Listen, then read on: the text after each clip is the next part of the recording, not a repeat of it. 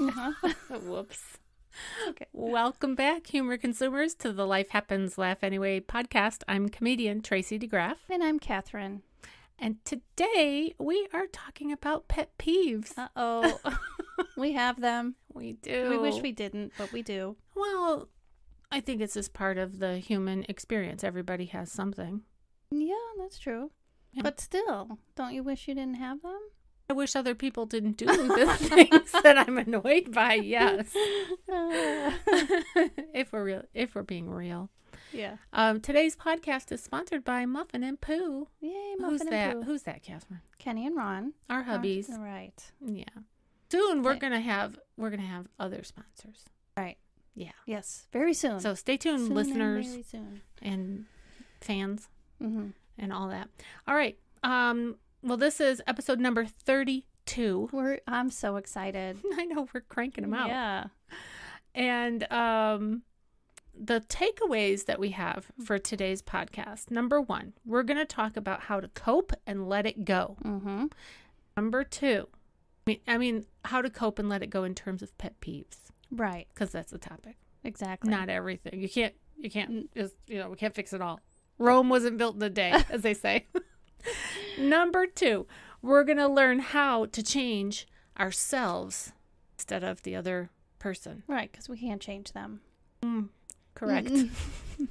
And then finally, something that I have learned to be quite helpful is to learn to laugh at yourself Yeah.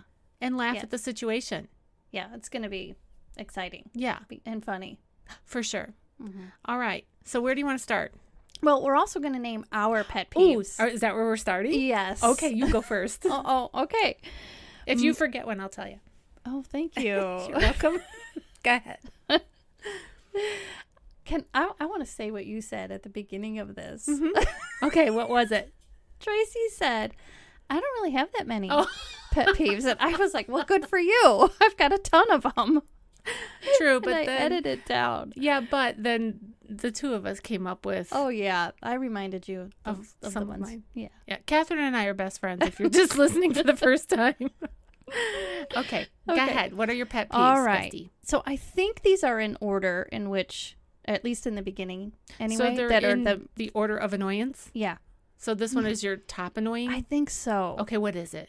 Chewing Yes. with mouth open or just plain loud chewing, because some people their mouth is closed.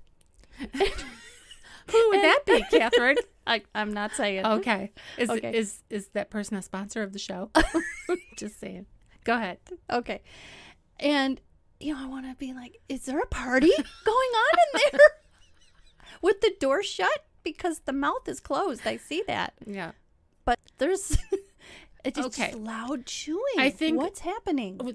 Okay, I think that loud chewing is on everybody that I know. Okay, my sister, for example, shout out to Kelly. Hey, Kelly. Hi, Kelly. She's my sister. When we were growing up, if we were sitting at the kitchen table and my dad was chewing loudly, you could just watch her like a bomb, Yeah. just starting to. Oh. It's like 9, 8, 7, and she would have to literally get up and physically leave. Yeah. She couldn't take it. But here's the quandary. Now she's a grandmother, so she has a grandbaby for the first time grandma. It's different when it's a baby. Okay, now her baby can make the exact same noise that my father made, 40 years ago. Yeah. Exact same noise. And she goes, "Oh, so cute." Right. I get that. Because Yeah. a baby doesn't know any better. A full-grown adult or even a young person. It's the same thing like a dad belly, is disgusting. Right. But a A little baby belly is belly. so cute. You just want to blow kisses at it. Or even a baby's little bald head. Yeah. But an old man's bald head is like, ew. Scabs on it. And if your baby poops her pants, it's like, aw. Oh. But, Yeah. the other one is like, we're getting a divorce. I can't take this anymore. All right. Wow. That's my take on that. Okay. What else you got? Interrupting and over talking. But I know they go hand in hand, but sometimes There are those occasions where it's not only interrupting, then continuing to talk instead of talk over you while you're talking. Yeah. Oh my gosh. It's annoying to the nth degree of annoyance, especially on TV, and they talk over one another. Mm-hmm. So on the news, regardless of what news you watch, If you want to call it news. Mm-hmm. right, it's really just Banter. It's annoyance. Mm-hmm. So they talk over one another. You can't get anything. You can't Yes. figure out what they're saying. Stop it. Yes, please. Just stop it. See? All right. I'm on the same page. All right. Okay. I'm sorry if you do this, listeners, but I just can't. Okay. People who talk on their speakerphone in public. You do that. Okay, I knew you were going to say that, but let me wait, though. Or on their Bluetooth as they walk around Oh, yeah, that's in, funny. in a store or in public. And you're like, wait a minute. Are they talking to me? Or who are they talking to? Then you realize, and they're having a full-blown conversation as if you're not even there. Okay, back to the speakerphone thing. If I'm in public, okay, she's looking at me like, what are you going to say? My phone wasn't working, the earpiece, and I could only hear if it's on speaker. But if I'm in public or something and I get a phone call or I have to make one, I kind of quietly go away somewhere. And Okay. I do. You do. And I kind of talk low. I don't I'm the only one here and I'm having this conversation, you know. Yeah. One time I was I think it was a Home Goods, and this woman was sitting she found a chair in the store by all the merchandise, Mm-hmm. and she was having a meeting on speakerphone while people were shopping. We're talking a full-blown meeting and for a very long time. I was trying to pick out a rug. And That's very important work. Yes, you have to have but your she just concentration. sat there. Go to your car Yeah. or something. Yeah. You know, I know. on speaker. Okay, so no speakers Okay. on speaker. Whew, I'm getting. I know she's getting all Getting all excited. I gotta mad. get off of that one. This one bothers me a lot, as if the others didn't. Yeah, let's hear. What is it? Background radio or TV while you're trying to have a conversation. So, like, if you're in the car Yes. and you're talking, I cannot stand talking over the radio. It's got to Yes. be off. I agree, 100%. Yeah. Okay.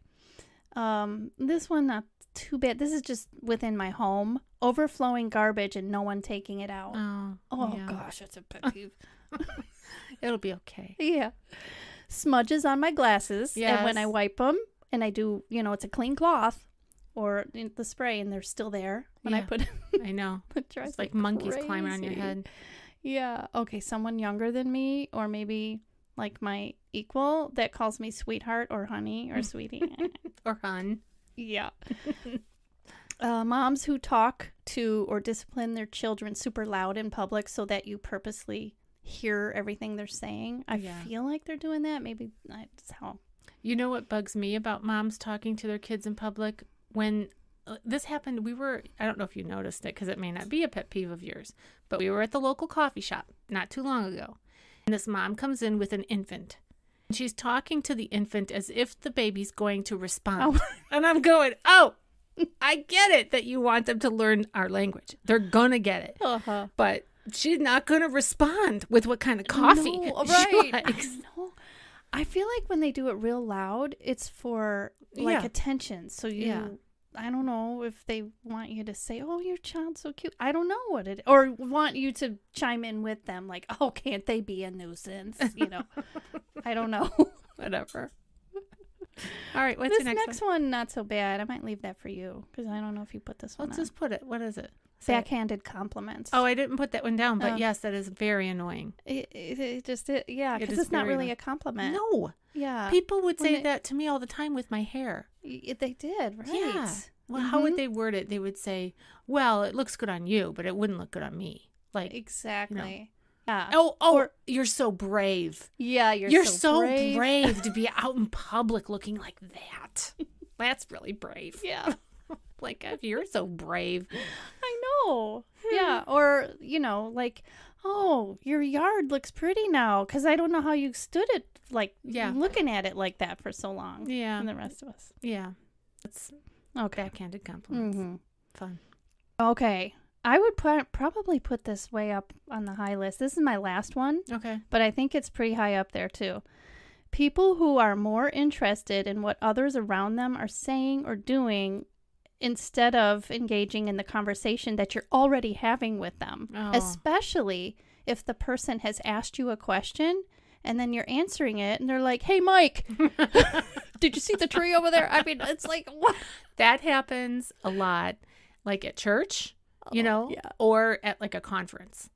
Does it? Oh, yeah. Yeah. So if you're talking to somebody and then they see somebody across the room that they've got to catch or whatever, yeah. And you can tell when you could be looking at the person in the eye, but you could see they're not really there. Right. They're not with you. They are like, over here, there's something that's like squirrel. Stirring. And it's worse than squirrel. It's Yeah. like, I got to be involved Yeah. in that. That's what I want to be. Yeah. Okay. I've been guilty of that occasionally too. You know, especially when I used to be on staff with the church and I had so many things that I was coordinating. Mm-hmm. I would just scan the room for people that I had to talk to or whatever. So I would be guilty of that. Yes. I get that. I don't mean that when I do get that. I'm talking though when you're just having a conversation with somebody, you know, and it's a different scenario. So yesterday we had a little luncheon at my house with Cathrine and her mom and our friend Maureen. What'd I do? Who? No. It's something that I was tempted to do and I didn't do it for the very reason that you just described. So after you and your mom left, Maureen and I were sitting outside in my little patio area. And Anita from our church was walking past, and I could see her out of my peripheral vision. Okay. But Maureen was telling me like a story, and I didn't want to interrupt her, so I resisted the temptation, and I just kept my blinders on. Good. And I thought Anita's gonna have to just think, and I didn't see her because I didn't want to not say hi, but I didn't want to interrupt. Speaking of interrupt, are you finished with your list? I am. Okay, so I'm going to just say 6 things that I'm annoyed by. Okay. My pet peeves. Well, there's definitely more, I'm sure. But we have talked about interruption, and that's my number 1. Yes, I know it is. I so get annoyed by interruptions. I really do, in any way. Don't interrupt me. Yeah. Oh, my goodness. The look on your face right now. Even just thinking about it. I don't know why it bothers me so much. Okay, my second thing is things that make a repetitive noise. Yes. Like drip, drip, drip, or jingle, jingle, jingle. Oh, like jewelry. I cannot wear jewelry that jingles. When you move, can't do it. And even like my thighs rubbing together. What's that noise? Oh, wait, I smell smoke. Where's the fire? You know, like, oh, it's driving me crazy. I'm hot. Repetitive, just repetitive noise, or like a Jimmy leg, you know, like a leg this. Sorry, I get the Jimmy leg. Well, you take medicine for it now. Yeah. So, all right. So that's number 2. Number 3, fragrances. Oh, that's right. Well, that's more of a thing that literally makes me sick. Yeah, so it didn't used that's to. A pet peeve. Well, and I don't like it that I have that because it didn't used to bother me, and now it does. I don't like it that you have it either. Sorry, because I can't wear any. No, you can't. And that lotion that you have that you pulled out of your purse the last episode, yes, it smells. I actually kind of was aware of that. Oh, but you were just... I was like, I'm wearing it anyway. She's just testing it. I don't know what happens with fragrance. I don't know if it's a new ingredient that I'm sensitive to. I can't do it. All right. Number 4, being hot is a pet peeve. And that's just my own... Well, I don't like it. It's my own internal furnace. Yeah. I'm always hot. It's a season. It's going to get better. Yeah. Okay. The chewing. That's on my list. Sure. And then number 6, my last one. Passwords. Oh, passwords. Please. You have to have, you have to basically be ready to break into Fort Knox to get your own, account in whatever it is. Can I say? What's even worse than that is when it tells you to put in a password, don't use one that you use somewhere else. Well, how am I supposed to remember it then? I hate it. That. And then you have all these things now. Just now, I had to do a two-time authentication thing. So I had to have my cell phone and my computer so that I could get into, I forget what I was trying to get into. But all these passwords, yet people from Russia, can bust in and that's right. take money out of your account. That's exactly right. Oh my goodness. Another thing that drives me absolutely crazy here we go. About the passwords, though, where it'll say it's got to be 8 characters long. And then there has to be a capital letter, a number, and then a symbol of some sort or whatever. Okay, so that's one thing. But what I hate even more is when one day it says, that's not your password. You're like, yes, it is. And you're typing it right. And then it says, answer these questions. And security questions. You never answered them in the first place. These questions are totally new to you. So how does the bank, let's say, know my first car was gold, let's say? I never answered that question. Okay, but you know what's annoying about that? Those security questions, they can have more than one spelling to the answer or whatever. Like, well, what if I'm interpreting it as gold, but what if I accidentally say yellow? You know what I mean? I know. Yeah. It's okay, passwords, we just got to figure it out somehow. Right. That's all I got to say about that. All right, well, now that we've aired our dirty laundry, literally. Yeah. Let's talk about how to cope and let it go. Because I'm sure that people listening, they can relate. Exactly. So what do we do? Everybody. How do we cope? Okay, so I got some information from a blog by Max Lucado, and it was great. He kind of lists what annoys him, and it was interesting. And then he has some things to say about it. So I'm just kind of probably counting all that money is so annoying. I just can't count that high. Yeah, okay, go ahead. So he talks about forbearance, and I think he mentions grace as well, and that patience has a boomerang effect. So it comes back to you. Yeah, exactly. And he talks about bearing with one another. And then when we do that, we preserve our joy and discover new reasons to smile. So basically, he's also saying enjoy each other's idiosyncrasies. So kind of do what you can to make light of it. Well, here's the nice thing about that is that you and I are just two average people just trying to do our best in life, putting one foot in front of the other. We both have pet peeves. And we both are guilty of doing things that are annoying to other people, including each other. So, and we talked about this before we hit record for the podcast. The human beings are disgusting. The human body can be beautiful and disgusting at the same time. And we all have stuff. We do. So if you have patience with your Pooh, and I have patience with my Muffin, and then it's reciprocal. It goes both ways, hopefully. That's exactly right. We got to remember that. Yeah. And also that happiness is a decision. It is. It's that other person is not going to frame of mind. Yeah, exactly. Exactly. So basically, that's it on learning to cope.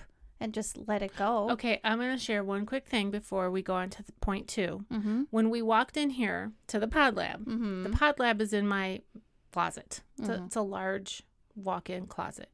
We walked past my bed. Yeah. And I have been really working hard at establishing the habit of making my bed every single day. Because I love how it looks when it's made. Okay. Plus, you have to go through it. You see it. Yeah, and it looks nice when it's made. Okay. So I have a pet peeve of when someone, a.k.a. Muffin. Sponsor. Be careful. When he puts things on the bed when it's made. Like his filthy, dirty hat. It's sitting on the bed right now. Look over there. You see it? Yes. Do you see it? Say it. Okay, so his belt is sprawled out on the bed. My husband's an excavator, so he works in dirt all day. So the hat has dirt. Has dirt all over it. My bed has a nice white, like, blanket on it. So that's a filthy dirty hat. And then I think there's some razors. Oh yeah, his shave club. He got his shave club stuff. Yeah. And so it's all sprawled out over on the bed. Which kind of surprises me because Ron likes things tidy and neat and looking nice. Yeah, he does. But that's how it goes though sometimes. So when we came in here, I was like whispering, look over there on the bed. But it's fun to just laugh about it because truly, my husband and I just celebrated our 32nd wedding anniversary. You did. Last night. Right. Yesterday. And I just have been so incredibly blessed to have this man by my side for 32 years through the ups and downs of life. Am I going to go in there and give him a hard time about his filthy hat? You can't because he's put up with a lot of stuff that you've done. Yes. Yes, yeah. He has. Yeah. I have to think about that when Kenny gets the dental floss picks out when we're watching TV. He starts picking his teeth. And I'm like, oh, okay. I know that I do stuff. I think I pick my head sometimes.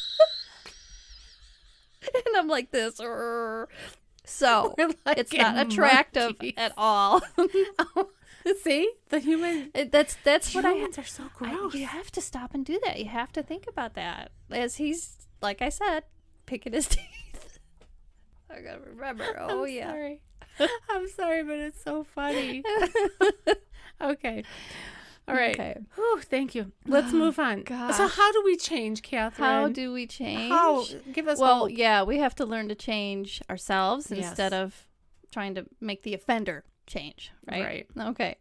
And one of the things that I think it was Max Lucado had referred to and reminded me, like, oh yeah, Matthew in the Bible, Matthew 7:3-5, where Jesus is talking about the sawdust, the speck in the other guy's eye, right? And why do you point that out when you have a plank in your own eye, right? So that's something really to think about. Well, and it's kind of a miracle that with that plank in your eye, you're able to see the sawdust in somebody else's, right? Yeah. But I guess that's part of the lesson is that it's so easy to pick out the shortcomings of others. Exactly. That you can do it even though you have an obstruction of yourself. Yeah. Right. That is so true. All right. Yeah. And also, too, when you think about it, do you want the world to stop doing those irritating things? Well, you can't. You can't get the world. So, and I know it sounds cliche, but if you do, just start with yourself. It can be contagious. Yeah. So, one thing that we didn't talk about is driving. yeah. People that have pet peeves out on the road. Mm-hmm. That happens a lot. A whole lot. Of course, you've got road rage and all of that. Mm-hmm. But there's levels to road rage. In the Chicago area, there's, night road rage. But then there's also just the annoyance, like the aggressive driver who is just tailgating, constantly aggravated because of other people's driving habits. Who would that be? Me. I am a horrible driver. Horrible. I shouldn't even have a driver's license. No, Miss Daisy. No, I go too slow. You do. I don't pay attention to the speed. You don't even stay in your lane. No, I don't. So I don't mean it, public drivers out there, the road. I don't mean to be annoying. I'm just not really a good driver. I'm going to work on that. I can get better. There you go. It's a skill. I can improve. Yeah. You are a good driver. You're just... Actually, Max Lucado talks about that. Does he? Yeah. He says that when he drives, his mind wanders. Yes. And then he says, next thing they know, they're down to a crawl. And his wife gently says to him, Max, she says something like, Max, we're crawling. Or, something like that. And I was one time driving a group of Christian women to a retreat, and my friend, who was also our pastor's wife, she was like, I can't stand it anymore. Can I drive? I'm like, yes, of course. Why didn't you say that, at the beginning? I hate driving. I've been in a car full of women before where a passenger has said to the driver, I'll take over. Actually, my own cousin has said that to both of us. Christy is a great driver. Yeah. I would prefer that she drives. She could be our driver. Yeah, and then we can daydream. There you go. Done. Okay, so some other advice that was on this blog is cut people some slack, which we're basically talking about. Cut Tracy some slack when she's out there driving. Right. She's daydreaming. I always say, and my family hates when I do things like that. If there's a slow driver or somebody turning slow in front of us, and the rest of the car and our family is like, it's so annoying. I'm like, well, you never know. They might have a cake in there that they don't want to spill when they turn the corner. Oh, and then your family doesn't like you because you're defending. They're like, you always do that. Yeah. I'm like, I'm just trying to get you to think beyond yourself. Yeah. That's all. It's but they funny hate that me you would for use it. a cake. They're balancing a cake in there. Of course they are. Well, they could be. They could be. Yeah. They just don't know what the cargo is. Well, and the truth is, you don't know what anybody's going through at any given moment, and everybody has some sort of cake that's about to wobble off of the earth. That's why we got to cut them some slack. That's right. Amen. Ease up and reduce the number of pet peeves and be patient with the people who pet them. Remember that the phrases we use regarding our pet peeves reveal the person who actually suffers. So like, he gets under my skin, or gets on my nerves, or she is such a pain in my neck. Whose skin, whose nerves, whose neck? It's ours that we're talking about. Yeah. So who suffers? We do. Right, because the other person is clueless. Exactly. Do you think Muffin is thinking about his filthy hat on the bed right now? Exactly. No, not even a little bit. Yeah, and every pet peeve writes a check on your account. Yeah. I was thinking about that because we just had a big family reunion. So there was a lot of people interacting with one another.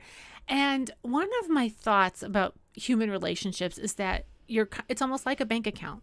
There are deposits and withdrawals. And our goal in life should be to continuing to put deposits in, investing in relationships, letting things go, forgetting all this little stuff. Right. It's biblical. Yeah. To put others before yourself. Right.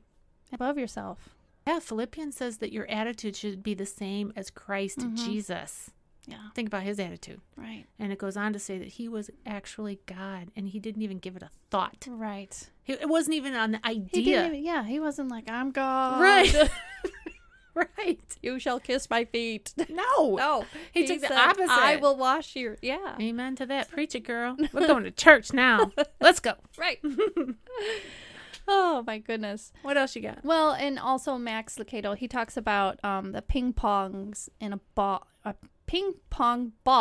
in a basket. Easy for you to say. Not so much. Analogy. And he said, imagine every time. So you have a basket full of ping pong balls. Okay. And every time somebody does something irritating, okay, he left his toothbrush on the counter or the spit from the toothpaste in the sink, right? I'm just making this up. Right, this part's not. Happens. It does happen. Spit happens. Okay. Go ahead. Now imagine each ball is a piece of joy. Out there goes one ball. And every little thing, before you know it, there's no more joy left in your basket. Yeah, it's like death by 1,000 cuts. You might think, well, this is a simple thing. They should be able to fix it. Yeah, well, maybe so, but just don't let it bother you, and then it's fixed. Yeah. Right? Yeah. Okay. It can be done. Just, all right. Just try. Yeah, try. I like trying. Yeah. Okay, what else we got? Well, that's it for that little segment. All right, you want to talk about learning to laugh at yourself? Yes. All right. Self-deprecating humor is really fun. It is a riot. Yeah, we just did it a few minutes ago. We did. Kenny, I named him, but someone who you might know that you sit with every single day that picks his teeth and I have to remember what I do. Right. Right. We just laughed about that. Right. We have to learn to laugh at ourselves. You know, one of the things, I was trained at the Second City in Chicago for comedy. And one of the exercises that we did in one of my classes was every student stood in front of the class, and the rest of the class, got to pick out things that were funny physically about the person. Oh. Yeah. So if somebody had a big nose, That's like a roast. Kind of. But that's self-deprecating humor. And, you know, Jim Gaffigan is like oh my gosh. He's a master. He is. At making fun of himself. His pasty white skin. Yes. Red hair. Yes. And his background. His physique. Yes. And he's got a boatload of kids, and he's always losing track of them and all that kind of stuff. He milks that cow till it's dry. And it doesn't actually get dry. It's still funny. Yeah. It's not dry at all. What I mean is there's nothing off the table. And if you are confident enough in yourself, you're making fun, you're having fun, you're creating joy and laughter by self-deprecating. Yeah. You're not really putting yourself down. Right. So I do that a lot in my show. And, you know. It's totally a coping mechanism. Yeah. Especially when, like, you know, we were just saying with the pet peeves and that's just what we have to do. Right. So in here, we'll use the example of the filthy hat on my bed. Back to that. I haven't forgotten. It's right over there. Rather than run into my Muffin, my husband, and, you know, nagging him about it, or worse, yelling at him about it.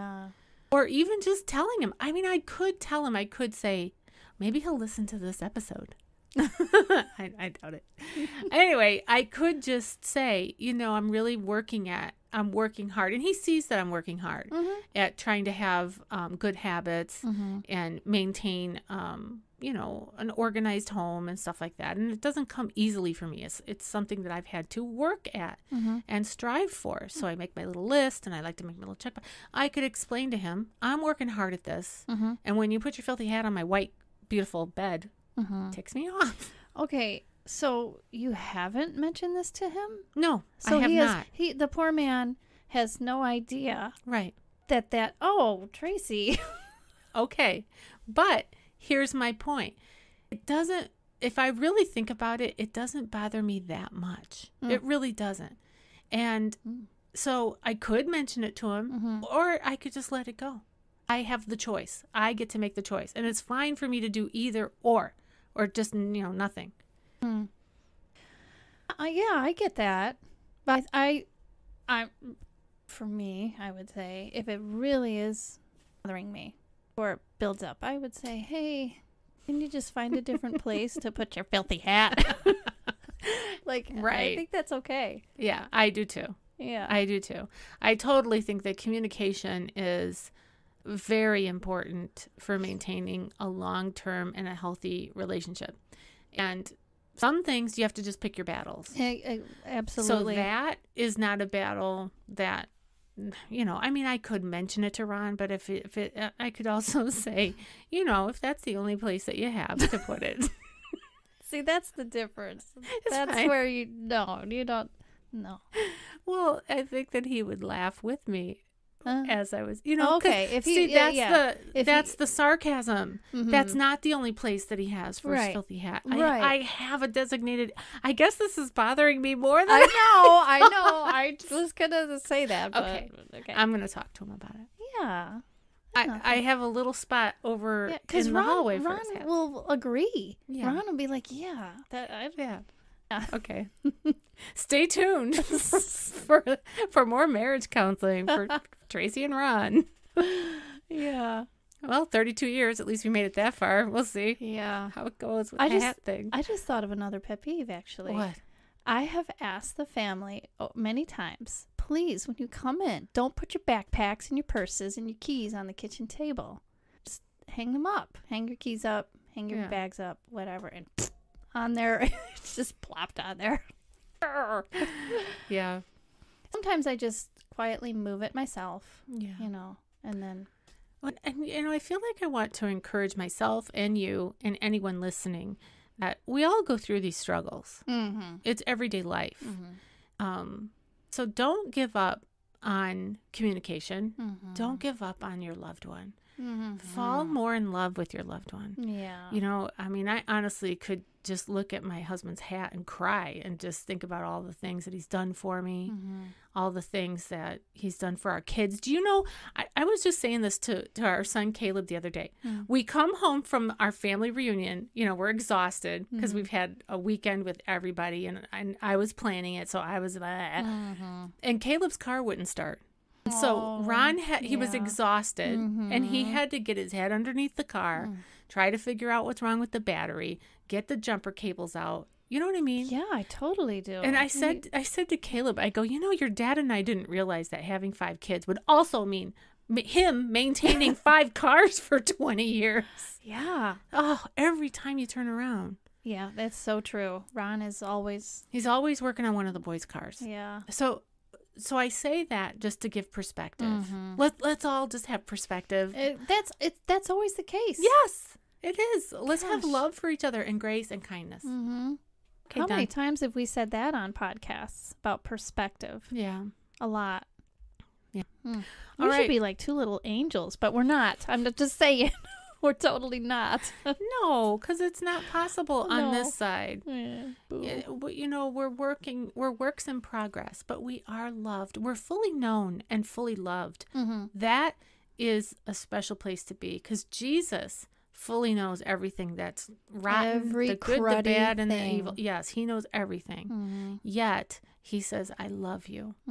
I love you in spite of you. So that's good. It's very good. All right. So are we all done? Oh, we are. I think we're done. All right. Well, did we discuss a call to action? I don't think we did. I did put one down. Let me flip over to that. Okay. What was the call to action? Oh, be the change. Oh, I like that. Be the change. Yeah. Because you can't change that other person. Think about how hard it is to change yourself. Yeah. And then think about how are you going to change that other person? You're not. Because you can't even change yourself. But actually you can. You be the change. Well, that's the only way it's going to happen.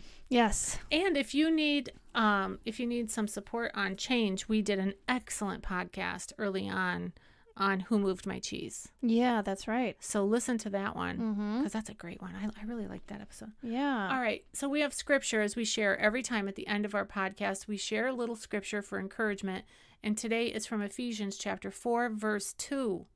Be completely humble and gentle, patient, bearing with one another in love. There you go. Oh, I love my Muffin and his dirty hat.